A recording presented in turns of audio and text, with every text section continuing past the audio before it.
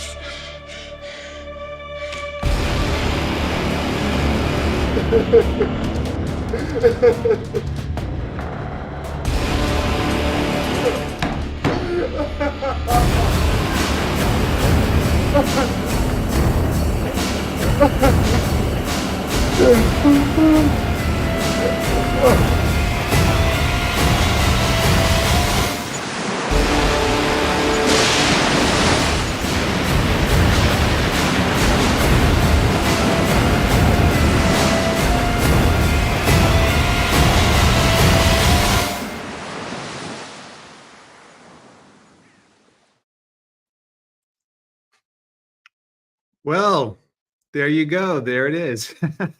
Hey, I'm Benjamin Dane. Welcome to Struck Live. I play Noah in this incredible upcoming series, Struck the Series. And today is our 10th episode live. So it's pretty thrilling.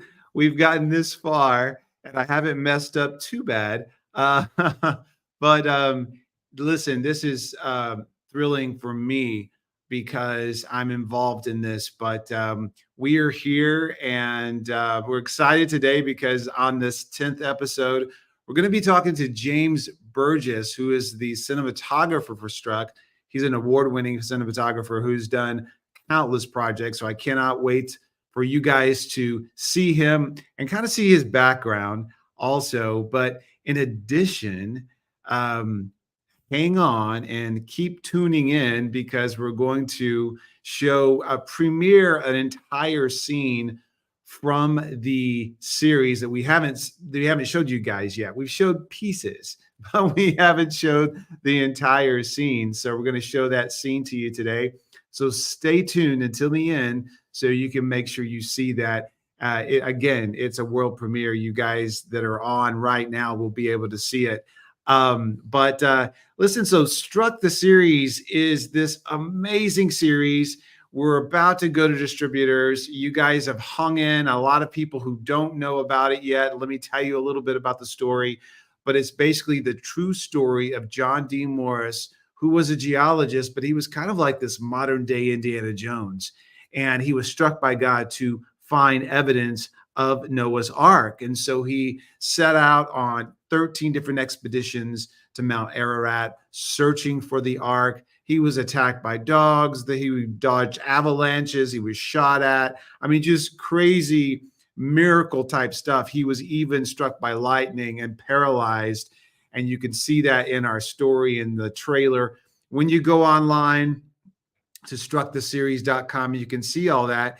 And then also, I just want to tell you guys to make sure you log on to strucktheseries.com and be a part of the Lightning Club. That's very important because it gives you a once a month communique. You get the Struck Bolt that comes to you, and it gives you the latest and greatest information of what's going on with the series. So if you're intrigued, if you're a part of the Lightning Club, you get that, and you're going to get news that no one else has the moment it is developed every month. So it's important that you do that. And let me just tell you something else that's kind of cool. If you go to strucktheseries.com, you're also going to have access to Struck merchandise. And right now, in fact, if you're seeing this live, I would suggest you go on right after the live is over with, because we've got 20% off all merchandise. It's something that we're doing only for the next few days until July the 26th. So if you're watching this after we've recorded it, you probably won't get a chance to get the merchandise at 20% off. This is a quick deal. And honestly, it's you got to make sure that you use that particular code. Let me get it on the screen for you, but it is Heatwave20. So use that code and you can, I mean, there's like embroidered hats and there's t-shirts and there's stainless steel tumblers, and you can even get jewelry that is Struck merchandise. And here's the cool thing is the proceeds go to help develop Struck the series. So you're helping us, and we're also giving you merchandise that you're paying for, of course, but it is a statement of faith. So make sure that you do that. That's just very important that you do that, because it really helps us out. So do that. Go online while you've got this chance to get the 20% off. I would do that. In fact, I think I'm going to do it. I've got a few things, but I want more. So anyway, like I said, Struck the series, and I told you a little bit about the John story, but I play Noah, and we parallel the story, the true story of John D. Morris, who was struck by God to find the ark, but we also parallel the story with Noah, the biblical account of Noah and how he was struck by God to build the ark. So you're going to see things that you have just never seen before. It is an epic adventure series. And so I want to tell you guys a little bit about that, but follow and share. Let people know about this series. It really is going to be a phenomenal, groundbreaking series, and we're very excited about it. I'm going to check because I can see right now who is online. I've got Cindy Navarro. I've got Steve Wells. I've got several people. If you're online, say hello. I see several people watching. If you can comment live, and you can even ask James questions live. So if you're online, make sure you do that. We do have several people watching right now, but here's Amanda Llewellyn. So, hey, Amanda. Amanda says it is a epic adventure series, even for the creators. Yes, it has been epic going into this. I will tell you that. But hey, Amanda, good to see you on. And we've got Don Westbrook. Oh, Teresa Westbrook and Don are both watching. So welcome aboard, you guys. And remember, I'll just kind of keep going back to the comments while we're talking to James so that we can ask James questions. So think of your questions for James. Oh, we got Friendly on too. Hey, man, how you doing? I haven't talked to you in a while. It's good to see you on. All right, so let me tell you a little bit about James. James is our cinematographer, but man, he has done a ton of work, both secular and faith-based. And we're going to get into how he got started. We're going to talk to him about exactly who he is and why he does what he does, but also his career and how he got involved with Struck and his feelings and his outlook as a cinematographer. So I think you're going to want to hear that. So without further ado, I want to add James to the stage. Hey, James, how are you? Hey, Ben, it's good to be here. Yeah, good to see you, man. I'm glad you're here. And I've worked with you for a number of years. I think we worked back on Beyond the Farthest Star a little bit, and then we started working more and more together as time progressed. But you guys, James is an excellent DP. He's amazing at what he does. And I just want to talk real quickly about how you got started in all this. Tell us a little bit about how you got started, maybe some first projects and some of your early work. It actually started when I was very young. My father was a Christian film distributor back in the era when there actually was a complete Christian film industry. There were studios all over the country, West Coast, Midwest, East Coast, as well as independent producers. And so I grew up watching the full evolution of Christian film from the first black and whites, which were basically filmed sermons with little dramatic vignettes. And then as they progressed through about 2 decades, the sermons got shorter, the dramatic vignettes got longer until they got into full, dramatic type shows. Right, So right. that was the foundation. I grew up watching Christian films instead of television. I actually wanted to be an architect, and I had a high school that had a preparatory course that would lead to the University of Washington School of Architecture. And it Wow. was in the second semester of my senior year, I decided, well, this isn't for me. There's too much math. And I went off to Bob Jones University and got a Bachelor of Science degree in cinema. Well, tell me about your first project. I think it's interesting. I think people will find this interesting. Yeah. David and Goliath. Tell me a little bit about that. We actually shot this during my summer vacations when I came back to Seattle from Bob Jones. Wow. And it was the story of David and Goliath told by kids, children. We had a total of 500 in the cast. Now, that's not 500 every time we filmed, but over the period of the 3 summers, we went through about 500 different kids. The lead, as you can see there, is Steve Small. He played David. And, we could never make this film today. we Yeah. broke every single set safety rule that would ever be invented. Because these kids had to make their own costumes and props. That was the key to get into the film. Uh-huh. And those that own horses brought their own horses. So they would make their swords, their shields, their costumes. Yeah. And Yeah. Yeah.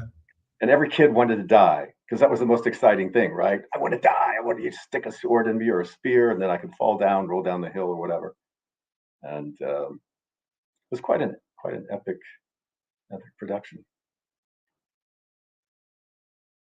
It's There incredible. in the upper right-hand corner, you can see a camera trick. This is called forced perspective. Yeah. So even though the two kids are almost the same size, Goliath was a little older and larger. He's actually closer to the camera, and David's further away. And Right. Right. with a wide-angle lens with depth of field, it looks like they're standing, almost across from each other.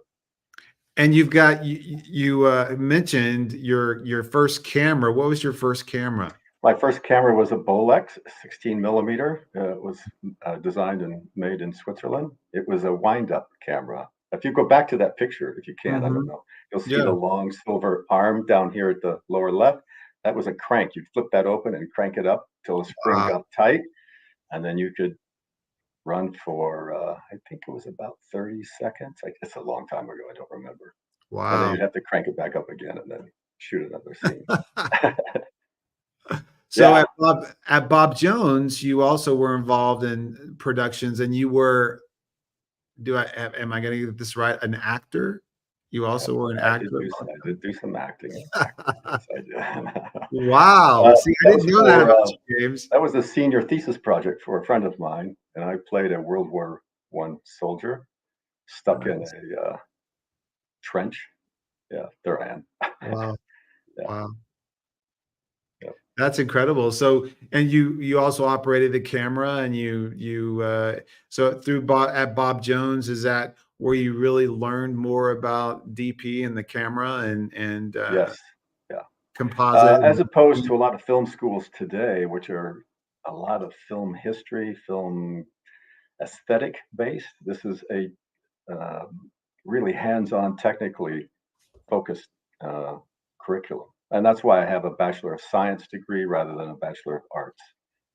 And so, yes, we learned everything from script, directing, producing, shooting, editing. We had to do all of those, Both before, both in front and behind the and camera. behind the camera. Yeah. Yes, Wow. exactly. I think it's so, I think it's so great when filmmakers do that, because you really get a chance to understand what the actor goes through and what the actor has to do, Mhm. as well as, as you, when you're working behind the camera, I think you understand that better, so you can direct, or you can light, or you can do whatever you need to do, get that right shot. I think it's important to know the in front of camera and behind the camera as well. Yeah, I Yeah. actually ended up, I think, acting in 3 different films while I was there, including, when every few years, Bob Jones would make a full-blown historical feature film, and when I was there during my tenure, they did the film Flame in the Wind, which was about the Spanish Inquisition, Wow. and I remember getting fully dressed up in a Spaniard's costume and riding a horse.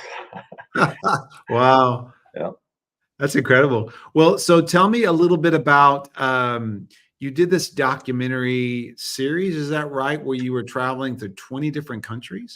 Yeah, well, they were each trip to a country or several countries was for a specific client. Mhm. So, in the 70s, I'm giving away my age now. I traveled overseas a lot for an organization called World Concern, and they were primarily looking at areas in Asia.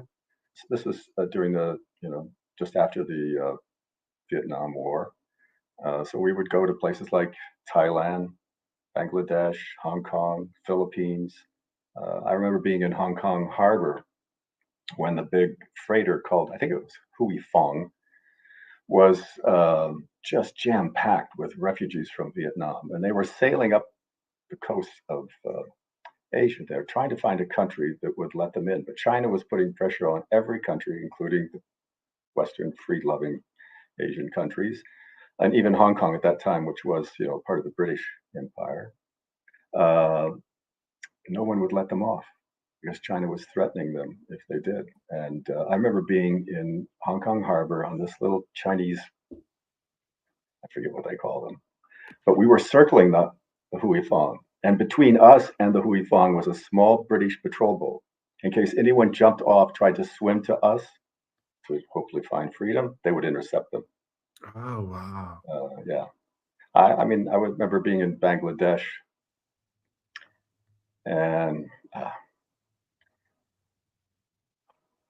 there was this young girl just at the edge of the bush there who was dying from lack of water and the heat there.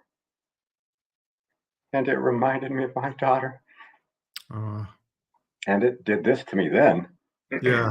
And when they saw me affected by what was happening to their little girl, they brought us into the village and let us shoot more than if we hadn't shown any kind of empathy for their little girl. Yeah. Wow. Most of the places I went during that in the 70s, it was always a refugee camp. It was someplace after a typhoon, places where people were starving, and we would teach them how to build ponds and do fish farming, Mhm, mhm. drill wells, plant trees. I remember one story in Africa. There was this place where they had this mound and they planted trees on this whole thing. It actually changed the environment. It brought birds and animals back, brought Mm. rain. um, then I traveled to Eastern Europe in the 90s and saw what had happened after the collapse of the Soviet Union. I've been to Moscow several times, and to Romania and Bulgaria, been to Africa just after the AIDS epidemic in Uganda, walked through villages. The only people living were either the very, very young or the very, Mhm. very old. So it was all these grandmothers, grandfathers who was trying to raise the next generation. It's interesting when you get out of the confines of our country and you see how other people live, you appreciate the cultures. But it's as a cinematographer, as you're seeing these things develop, you're kind of on the outside looking in to these cultures, and it's amazing that you're able to capture that and bring it back, and so that people get some sort of an idea of what it's like. Well, tell me a little bit about some of your other work. I think I've got some photos here from, is it Wait for Me? Wait for Me. Yeah. That was Yeah. a film in the mid 90s we did for Beverly LaHaye's organization, Concerned Women for America. Uh-huh. And you'll Uh-huh. probably recognize that one person over there against the extreme right edge of the frame. That's David A.R. White. Oh, One wow. of one of his first roles. I think he'd only done a couple things before this. That's Uh, incredible. yeah. And the guy next to him is Joe Monroe, who played sort of a genie out of a bottle. This was an abstinence film, Uh-huh. and it was powerful. The top picture there is myself and my co-writer, Mark McKnight. He wrote the first part, which was all humor. I wrote the second part, which was kind of heavy on the messaging. Mhm. Um, Mhm. but it was so strong.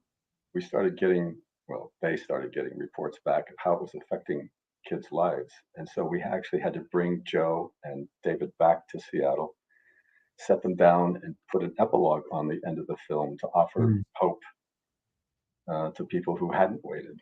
And Wow.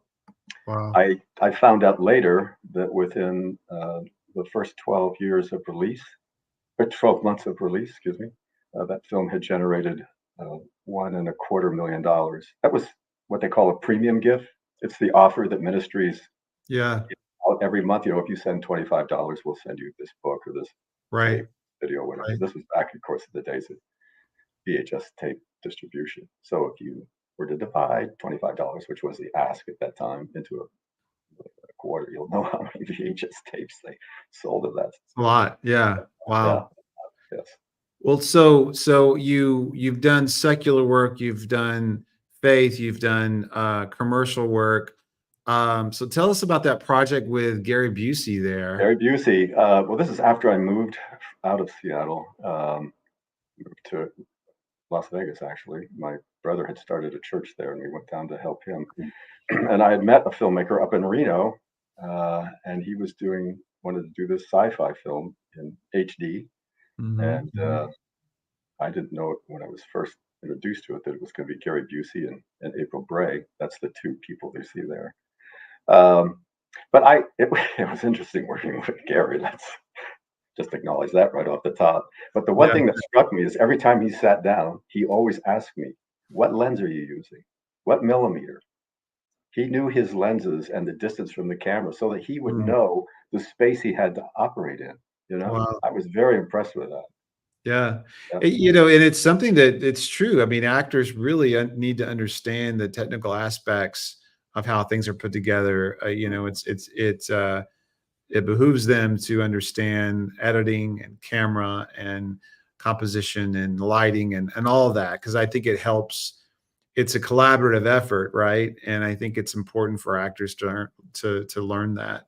Yeah. When you mention lighting, I think that's the one thing that acting classes really fail their Mhm. classes on. It just Yeah. what the biggest gripe I have is actors don't know how to find their light. They don't know how to stay in their light, and they don't know what their shadow's doing to the person across from them. Yeah. You run into that problem all the time, and I have to tell them between takes. I move them forward and back. Can you feel the light on your face? That's where you need to land. That's You what see you your need to shadow that's following your on this mark. person. Yeah, it's your Yeah. responsibility to find your light and make sure that your shadow isn't Right, someone right, else's right. face. Yeah, I hear you. Well, so, you've done a lot of various types of work. I mean, it's interesting because you've got a commercial here as well that you shot, but tell us a little bit more about some of your faith work. Well, I think that started at the very beginning. Back in the days when I was shooting film around the world, most of the traveling I did was for Christian NGOs. Mhm. Also would do promotional films and fundraising films for different Christian organizations. And that's just, yeah, I always get, I think I would say the greatest satisfaction when I'm working on a faith-based project. Sure. Um, I mean, I think everyone compliments me on my imagery, and I appreciate that, and I say thank you. But it's a gift. Um, ever since I first picked up a camera, I just knew where to aim it. the classical answer is I knew what to frame out of the frame. That's the most important thing. What you don't want to show.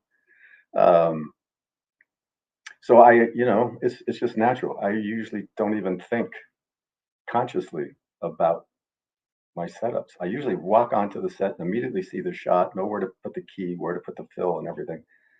And that's why a lot of directors and producers say, "You're so quick. You're ready ahead of any other department." I'm sorry, it just comes naturally, and I just do what I was created to do. That's ultimately what it comes down to. Well, but and why is it that more like faith productions are something that you like to do? Is it something? Is it because of your faith that you feel like you need to be involved with more faith productions, or has it just evolved that way in your career? I think it's probably a little bit of both. Um, there's a verse in the Bible that says that we were created to do good works before the foundation of the world. That's our purpose for being here. That's why we just don't get saved and get beamed up. But there's a purpose for every one of our lives.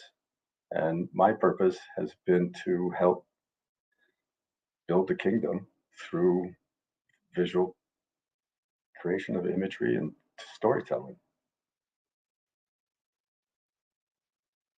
That's good.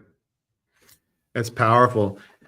Well, let's talk about the Challenger disaster. So you've done a lot of different things, and you've won so many awards. I know we had shown Somewhere Between Heaven and Hell, which you worked with Andy Labrizi on, which is a powerful short. You guys, if you haven't seen it, you need to see it.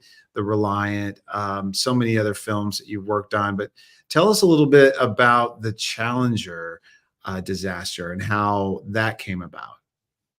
That was probably one of the most interesting and informative projects I've ever worked on. I didn't know the story behind the Challenger disaster. I didn't know about the guys that argued with NASA and the government all night long to stop that launch because they knew, because the temperature, they never had they done a launch below 32 degrees. And in Florida, it was freezing that time. And they'd had several delays due to technological problems. Like one day, I remember the hatch got stuck and they couldn't get it off. And so these guys are spending the whole night arguing on the phone, telexing back and forth to different agencies, the manufacturer. And so it's a really deep exploration into the mindset and the psychology and the ethics and morality that these gentlemen had and what they were trying to do. But because of PR and I'm sure budgeting, NASA went ahead with the launch, and of course it blew up. Wow. But we had a great ensemble cast. I mean, Yeah. it was perfectly cast. It's an Cameron amazing. Arnett. Actually, the first You time worked I with met Cameron in Cameron. person. Yes. Yeah, Yeah. that's great. Yeah. Yeah. Yeah, I saw that and I was like, "Oh, there's Cameron." Mhm. I haven't seen I've always wanted to see that because I had a lot of friends that worked on that and I wanted to see it.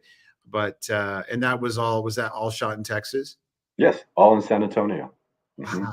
Wow, There wow. was an old Air Force base down in San Antonio that had been decommissioned, and it was in the process of being gentrified. New businesses moving in there, Mhm, remodeling mhm. and all that. And there was several buildings that were still, it was like people just got up and left. All the desks were still there, the chairs, the lamps. Wow. I found all kinds of blueprints.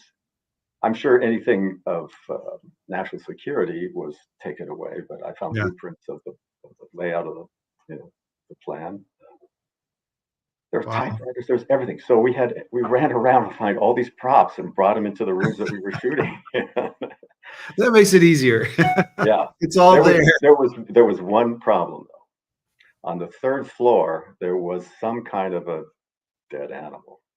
Now, Oh, most of the days it was really cold down there in San Antonio that winter. I remember one time we had to stop because it was a freeze. Everything was frozen, the streets and everything. We couldn't even go to drive to the set. But if it warmed up after a certain temperature, you could smell that guy. ooh. Yeah. Yeah, that's like That was the only had that negative. The rest I of had it that was, happen to me, just a few months ago where we had a dead squirrel in the attic and, uh, oh, It permeated the whole house. It was terrible. I know that smell. Mhm. Well, so tell me, James, in your work and in everything that you've done, been able to accomplish, what's really been your favorite project besides Struck? What's been your favorite project that Oh, you've this one worked right with? there. Do what? This one Oh, right here. behind you, the Yes. one behind Can you you. see that? Yes, Yes, the dark places. Dark That's one of Places. my all-time favorites. Yeah. Wow, wow. Yeah. So And tell us. actually, it's probably won more awards than any other film I've ever worked on. Really. Mhm. So tell me about that project. Well, the imagery you have up right now is from Pursuit of Darkness. I mean, Pursuit of Freedom, pulled from darkness. Um, well, okay, I'll talk about this one. This was my first time working with George Johnson up in Indiana. We did this film Mhm. based on a true story of a woman whose husband got into trouble because he was deep into gambling debt with the Russian mafia, and they were threatening to come after him and his family and do away with him because he hadn't paid his debt. And so the wife and the kids escaped and ended up in Armenia. And it follows her. She's the mother. Excuse me, no, the mother didn't make it. The kids escaped with a relative to Armenia. The mother was captured and taken into the sex trade. And she was there, I think, 3 or 5 years, and she developed cancer. And they dumped her out in an alley. She actually ended up in the Netherlands, and someone came along and found her, took her into the hospital, and happened to be a nurse who was a Christian, happened to be providentially. um, and so she initiates the search for the kids, and then eventually they're found and reunited. But that film gave me the opportunity to really use shadow and light like Mhm. probably no other film. I think because of the dark nature of the story Yeah, and yeah, the yeah, locations that we had. And it was just a great shoot. I mean, I really, really enjoyed that. And I loved working with George. He just gave me so much freedom yeah. to That's do gotta be what I like amazing. to do. Yeah, Yeah. for some reason, I didn't have the dark places. I didn't have those photos, but Oh, that's that's the poster behind you. yes, the poster behind me. Yeah, Yeah, which is also one of the nicest posters I think I've ever seen for one of the films that I've worked on. yeah, and Tommy Kendricks, he played 2 Yes, Tommy, roles. he plays two different characters. Yeah, great actor, Tommy. Yes, he is. Really is. Well, Fantastic. let me talk about this real quickly because I want to get into Struck, and we've our time is going fast, you guys. Wow. Um, tell us a little bit about More Than Conquerors because you worked with a green screen and there was a set. Tell us a little bit about that, and we're going to transition into Struck. Yeah, well, sometimes I have the opportunity to design the lighting before we actually get to the location. That's not always the case. Usually we just show up and we've got to make instant decisions on how to light the scene and all. But here I knew that we had certain sets. I had the still photos of them before we got there. And then I designed, where the sun would be, how the light would play, but also knowing that we were going to have green screens outside. And that becomes a little bit problematic because you've got to control that light so it doesn't spill onto the set or onto the characters. The thing I didn't understand is that when you look at the back three windows on the picture on the top, you can see something out there. It's a rack of equipment and it's only like 10 feet away from the set, which is barely enough room to stick a green screen, light it, and then place lights out there to light the interior Mhm, of the mhm. set. So I found that almost in all of these sets, there was hardly any room around them because the sets were so big and they were inside of a warehouse. Wow. Yeah, you can see the stuff outside the window. I mean, it's just outside the window there.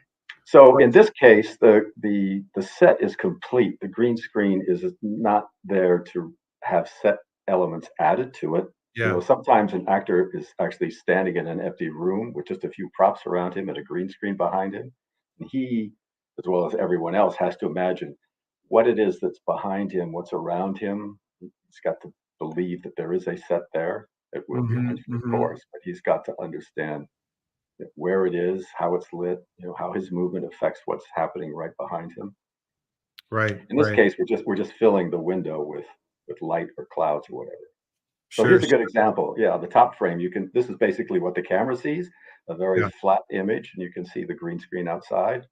And then below, with the sunset it's clouds a and everything added, and then the scene graded to look like the light's actually primarily coming from outside the window. But it really helps because it allows, I think, the filmmakers to control the elements, right? Yes, yes. So you can do a set, in front of the green screen, you can add different elements to the scene, so that and really paint the scene and create these different layers. And we've done a lot of that in Struck, and I want people to see that as well. But it is truly amazing what you're able to do with CGI, green screens, and now volume screens where you're Right. doing, these huge animations behind the actors, and you can create these incredible environments. Mhm. So yeah, I think well, let me do this. I want to go to a few folks. We've got several comments, and let me see what we've got here. Let's see. Steve Wells says, "Who was your favorite producer?" Oh, well, the guy that's on screen with me, right? I have to say that. Well, you don't have to say that, but I appreciate it. If I want to continue working on this project, I do, right? There you go. You know the right answer. Mhm. You know, So that's a difficult question to answer because I usually don't interact with the producer that much. more the It's director. it's the director, yeah. Yeah, yeah. I know Sometimes it's a producers never very even come on the set or anything. You just yeah. you see him in an initial email or phone conversation, and I that's know about it's it. that partnership between the director. It's very, very important, the partnership between the director and the cinematographer, because he's directing actors, but he's also working with the cinematographer. And I don't think people realize that, and that that collaborative effort that happens as you're shooting a production. The director and the cinematographer are really like this, because it's important, as he's watching the monitor, the director's watching the monitor, that things are the way they need to be, and the cinematographer, I think, in a really good relationship, he's offering sound advice and composition and layout, as well as lighting and so forth. All those things kind of work together. um, so it's interesting. Let's see what else we've got. Let's see. Loving the interview. Friendly says, um, Amanda says, "Thanks, James. I hired you." No, Oh and yeah, I guess then I should have said Amanda's my favorite professional there you go. producer, That's writer. probably better. Yeah. So Cindy says that let's see, Beyond the Farthest Star is another fantastic film. Yes, it is. I know that you worked with us in and that was kind of an interesting thing, because we worked on site, on location, and for a lot of the work that you did, we worked on a set. And so there were some interesting dynamics there. So both, on location and working on a set, and those had to seamlessly work together. And there's no way people would even know that we had that one set that you worked with us on in the film. Is that the hotel room with the bathroom? The hotel room, yeah, Yeah. yeah. Which we could have shot up an actual hotel bathroom, Yeah.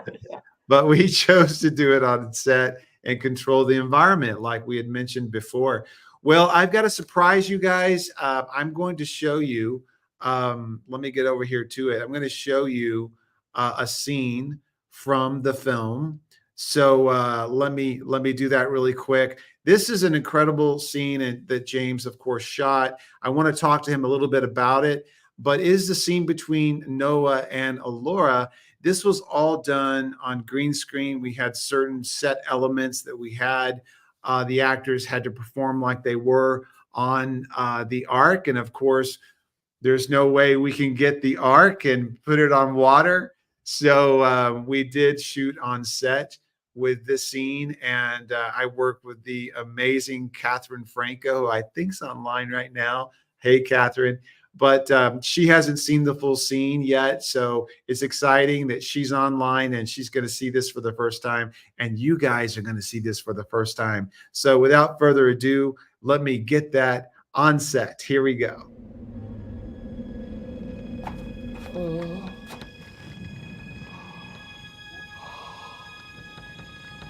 Ya Allah.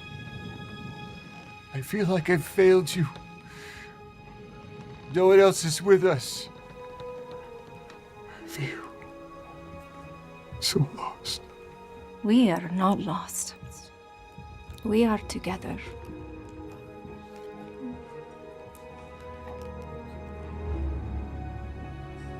Drink this, it'll calm your stomach.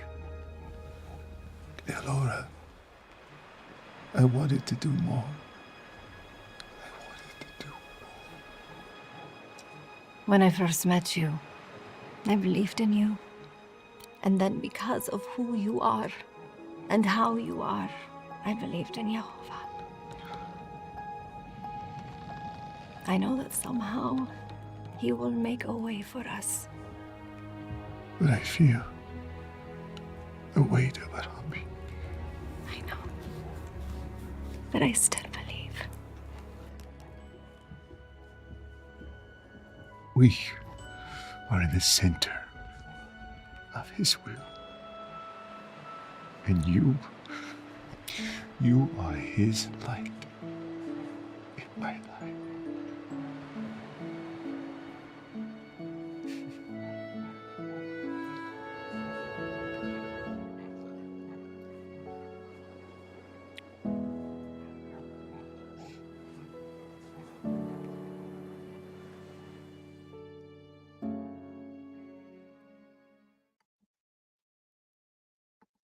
There you go. Wow, it's such a tender, sweet scene. And I wish people could see where it started because it didn't look nothing like that when we were shooting it. I think it's interesting, James, to me that as a cinematographer, you have to see things that aren't there yet and kind of visualize how it's going to eventually look with the post work, the CGI work, the green screen work that will not be there. Of course, the viewer never sees the green screen and they just see the elements and they see it all put together. But tell me a little bit about that. How does that work as a DP as you're on set, and what are some of the mechanics you have to think about? Wow, quite a few actually.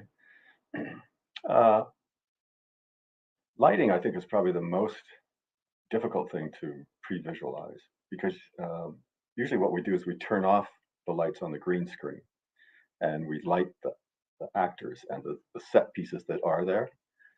Because if you have the green screen on, your eye is being drawn to that because it's usually fairly bright, and also you're trying to guess the ratios between what is going to be in the background and what's going to be in the foreground.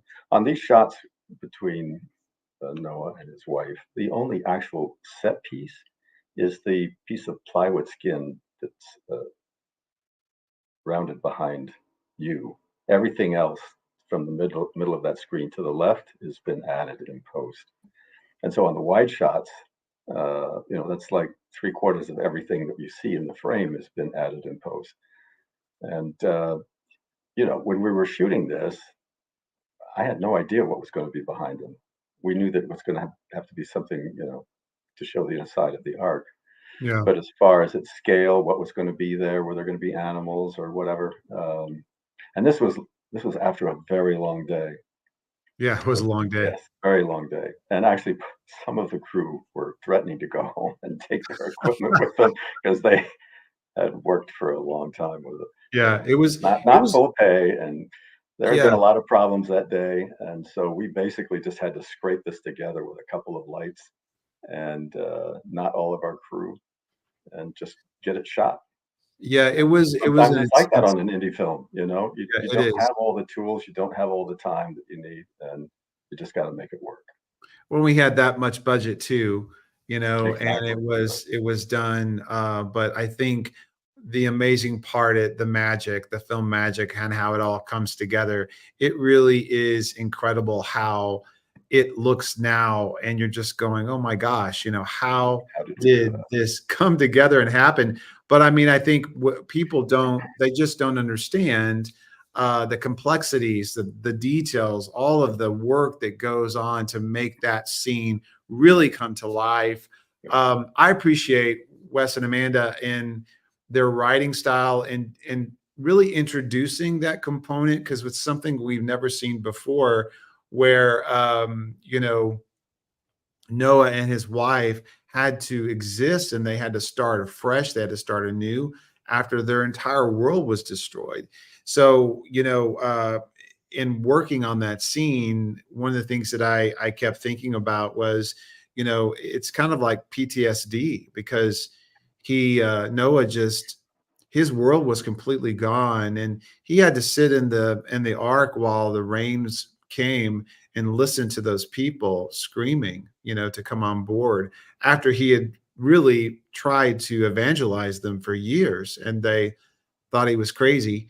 So it had to be challenging. He probably did feel like a failure because he only had his family, but he had his family. And that's what I love that scene because Alora says, "No, we're together and we're here." And she was that voice that strengthened him, allowing him to continue with that faith movement and that giant leap of faith that he took to follow God. But I also appreciate your work and Wes's work on this and the entire crew because it really is so much deeper and so much more visually exciting now that all the backgrounds have been added. But so talk a little bit more about really struck and some of the other challenges, some of the other things that you've been able to accomplish, and some of the things that we did on set. Well, like you said, we had a very small budget, and we were trying to capture a very epic story. Everything from doing a blizzard on Mount Ararat to the hold of the ship, and then we did some interiors between John and his fiancee. Um, I mean, we tried to encapsulate a whole bunch of different elements that will be eventually told, spread out over, multiple seasons and episodes, just to give potential funders a sense of, the scope of this story and the characters and the arcs that they're going to be going through. Um, so I think what we did with the little bit of budget and time we had was pretty phenomenal, actually. I mean, because I know that if it's funded, we're going to have the money, the equipment, and the time to do it right. I agree. I agree. Yeah, we were able to collect several different scenes and do several different because we've got the biblical time period, the antediluvian pre-flood world, and on the ark as well. And we've got all of the 70s stuff with John, the mountain climb. It really was, I mean, phenomenal that we were able to capture all of those things and create that visual because now we have to take it on to distributors and they need to get the vision. They need to catch the vision of what we're trying to do. It is an ambitious project because we're covering two different time periods and covering extensively different locations.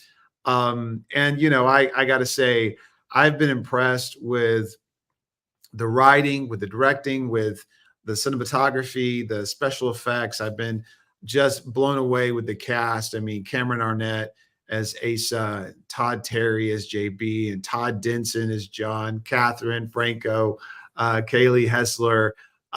Just so many incredible. Gabe Baker. You start naming it. You're like, okay, I got to remember all these people. But Giannis, I mean, just incredible, talented people, and it really is such a team effort because you've got the people that are in front of the camera, but you've got everything going on behind the camera that really makes it work together. And you understand how it is such a team effort that everyone is contributing their talent, their ability to make something like this come together. And then even after it's shot, all of the special effects and the work that was done afterwards, so it just is a tremendous effort and exciting that we're going to approach now distributors. Yeah. Yeah, when you think back what we did in just those few short days that we had, few long days that we had to shoot Yeah. everything. Yeah, it's actually pretty miraculous. It really is, and we came back and we shot the, VW scene in the vineyard, which was, some pickup shots that we did later. I mean, that was just shot, last year, and then this year, everything was kinda put together, but yeah, it really is phenomenal. Well, James, I wanna thank you so much for Sure. joining Thank us you. today. You're welcome. Appreciate your work and your ability, and, it just has been thrilling for me to talk to you a little bit more about there's some things I didn't know about you, so I'm excited to know that, and I'm sure everyone else is too. But yeah, thanks so much, James, and I appreciate you and really everything you've contributed to this project because it's definitely seen. And James also is a phenomenal editor to you guys. And if you haven't seen some of the other videos on YouTube, make sure you go to the Struck the Series YouTube, and you can also see some of his work and some of the interview projects that we've been able to complete. But just phenomenal, James. Thanks so much. I appreciate you, man. Thanks, Ben. All Appreciate it. right. All right. Thanks.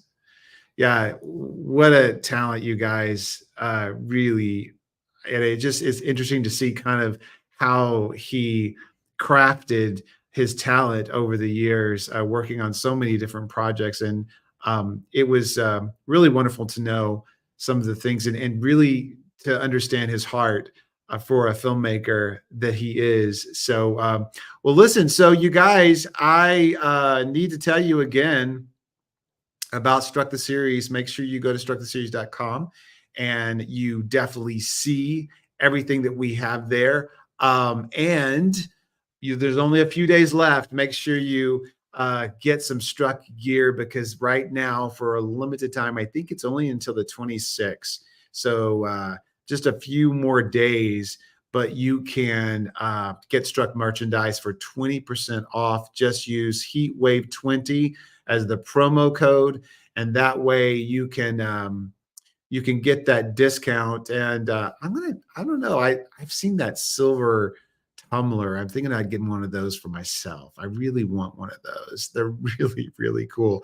We had a giveaway the other day, and I gave one away, and I was like, I think I'm going to keep that. I don't know if I want to give it away because it's so cool. But yeah, just you guys, it's important that you go online and just make sure you get involved and let other people know. Just share and follow us on social media and let other people know.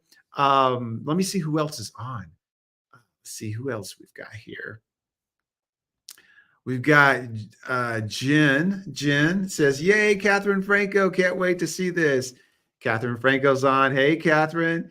She's got a heart emoji on there. Let's see. Craig says, "Super." And oh, you guys are talking about the scene, of course. Cindy says, "Love the scene." Wow. Yeah, that's really cool. Yeah, thanks guys for that. I'm showing some of the comments so you guys can see them too. Yeah, the scene is wonderful, you guys. It really is phenomenal. It just shows this really tenderness between Noah and Alora, his wife.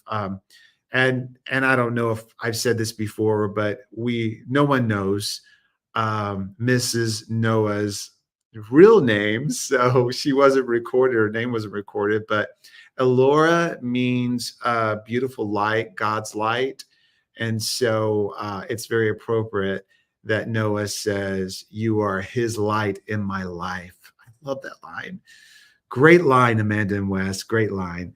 So yeah, let's see who else we've got here.